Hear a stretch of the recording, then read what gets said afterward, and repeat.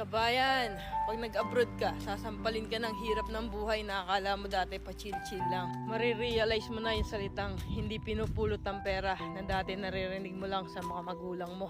Marirealize mo na wala kang dapat pagkatiwalaan dito, kundi sarili mo. Marirealize mo na ang 5 oras na tulog ay sapat na para may paglaban ng isang araw na pagtatrabaho. At matututo kang pahalaga ng bawat sentimong sinasahod mo.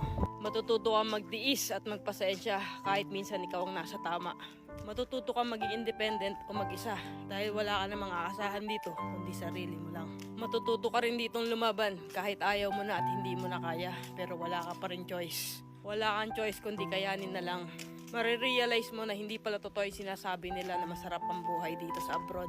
Kasi pag nandito ka na, masasabi mo na lang talaga sa sarili mo na ang hirap pala. At totoo din yung sinasabi nilang lahat na nasa abroad ang pera pero wala dito ang saya. Kaya sa mga nagbabalak mag-abroad dyan, patibayan ng loob dito at bawal ang mahina, bawal ang sumuko.